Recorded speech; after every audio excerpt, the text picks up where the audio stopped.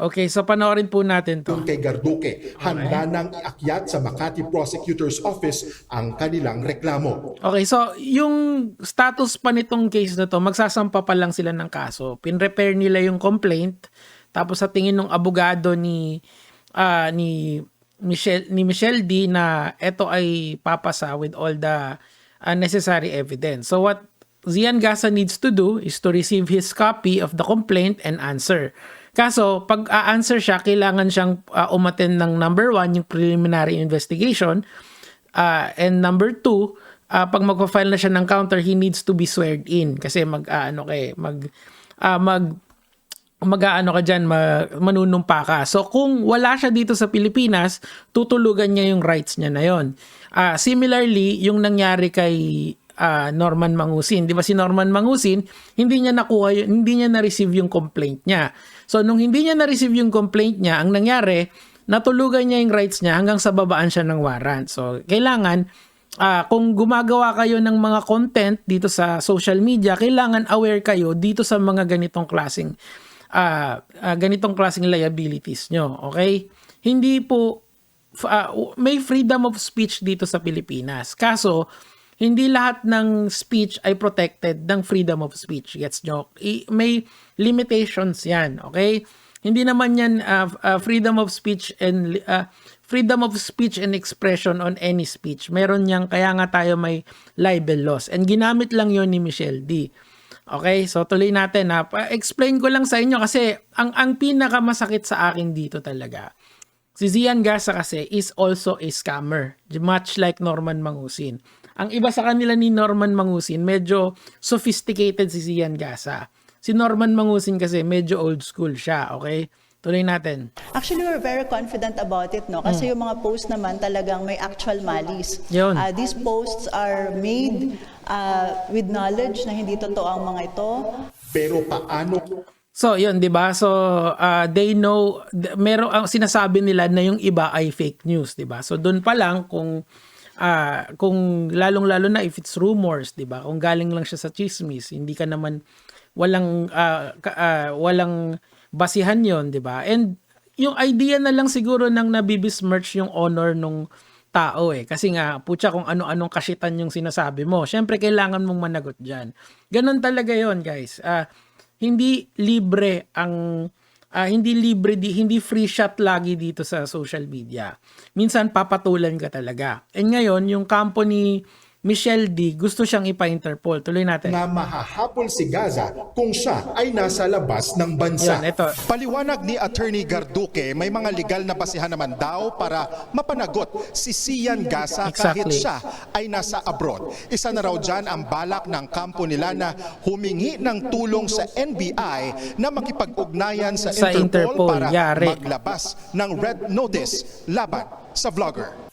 Ayon kay Garduque, posibleng nasa Thailand ang vlogger na nahaharap sa iba pang kaso. So, pag nagkaroon siya ng red notice, immaterial kung nasaan bansa siya. Any law enforcement, kung naalala ko ng tama ito kasi ito yung topic ko dati kay Tatay Digong at saka kay Alice Guo. Na Interpol sila, so regardless kung nasaan sila sa bansa, any law enforcement na member ng Interpol, member state ng Interpol, pwede siyang damputin. Okay? So, yun, kung ano yung legal basis nila doon, kailangan, ganito kasi yung proseso dyan Pagka hindi umaten si Zian Gasa ng preliminary investigation at saka hindi siya nakapag-file ng counter affidavit, magde-decide na yung fiscal doon. Okay? Deemed waived na yung rights niya kung hindi niya sinagot yung mga yon, di ba? So, after nun, lalabas na yung warrant of arrest niya, much like what happened to Norman Mangusin. Kaso ang iba sa kanya, wala siya dito sa Pilipinas. Pero alam natin na somewhere in the world siya. So what they will do is that they will contact, makikipag-ugnayan sila sa NBI and NBI will make a request sa Interpol that this person has a warrant of arrest. Ito nga yung sinasabi ko dating-dati pa sa inyo. Kung seryoso kayo na panagutin si Zian Gasa, pwede naman, meron namang proseso yun. And I'm really glad na yung kampo ni Michelle D is finally taking steps para mampanagot tong tao na to. Kasi what I'm really after here is yung justice na pantay-pantay. Ang pinakamasakit sa akin siguro talaga rito is that kayong lahat is okay lang sa inyo na iskamin ni Zian Gasa yung napakaraming tao kasi tandaan natin, si Zian Gasa ay ang bread and butter niya noon na noon pa lang is nagpapa-invest siya ng mga tao dun sa Zian Coin niya, dun sa NFT niya, dun sa marijuana farm niya, dun sa mga kung ano-anong investment cam since day one. Ganun na yung ginagawa niya para magkapera dito. Kaya nga wala yan sa Pilipinas di ba? Ano ba yung tinakbuhan niya rito na kaso? Bouncing check laws, di ba? Kasi mas madaling mang-scam siya sa ibang bansa Una, paano mo siya irereklamo? Una, kasi wala siya. Magrereklamo ka rito. Magkano ba yung investment sa kanya? Maliit lang, siguro 50K, 100K. Tas mas mahal pa yung abogado mo kung kukuha ka, 'di ba? Kasi ang doon sa mga ganong klaseng fraudulent activity. Ang point dito, finally nakahanap siya ng katapat. And nakaka-disappoint lang kasi nagbabasa ako ng comments kanina. Meron pa ring parang ipapa-Interpol mo para sa cyber libel. No, that's not the point there. The point there is that this person is doing criminal acts on everyone na matripan niya. So bakit naman na hindi rin pwedeng gawin kay Zian Gasa yung ginagawa na panagutin siya sa mga ginagawa niya. Bakit pag kay Norman Mangosin, kayong lahat tuwang-tuwa kayo, yay palakpakan, nahuli si Norman Mangosin, pero kay Zian Gasa hindi. Parehas lang naman din yan Parehas lang din naman niya. Eto nga mas matindi pa, he is evading the law.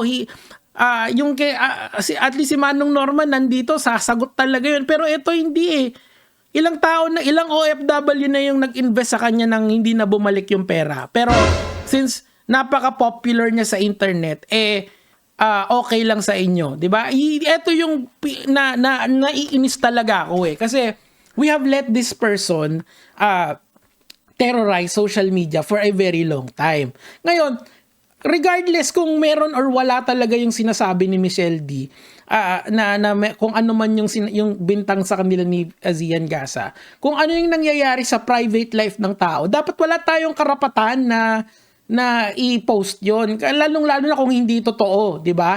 Kasi hindi ko ma-explain sa inyo yung feeling kapag merong nagkakalat ng katarantaduan sa'yo dito sa internet na alam mo naman na sa sarili mo na hindi totoo, pero since sikat yung tao, magkakalat talaga sila, paniniwalaan agad sila because of their fame. Social media is becoming a dangerous place because you let these people into your lives, into your screens. You listen, you like, you share yung mga bullshit nila and they get money from it, they get fame from it, they victimize more people.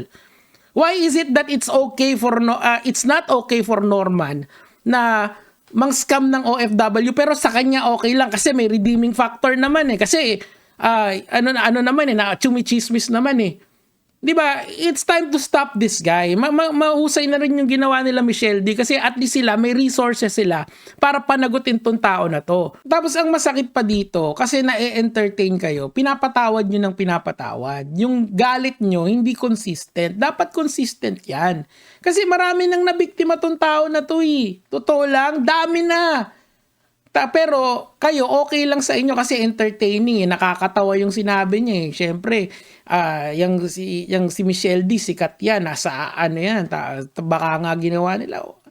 Alam mo, ang lahat ng tao, meron silang rights sa privacy nila. Whatever Michelle D does in private, wala ka nang pakialam doon. Kaso hindi meron pa nga tao na kagaya ni Zian Gasa or si Zian Gasa mismo, ang kapag nakakuha sila ng scoop, regardless of its veracity, kung totoo ba yan or hindi, accurate ba yan or hindi, ikakalat nila. Kasi doon sila nagkaka-views doon sila nagkaka-views, doon sila nagkakapere. And you let these people. Ang akin lang sana, maging consistent tayo. Kung galit kayo sa isang scammer, dapat galit din kayo rito. Naaalala nyo ba yung branding niya noon? Yung pambansang scammer? Di ba yun yung sinabi niya?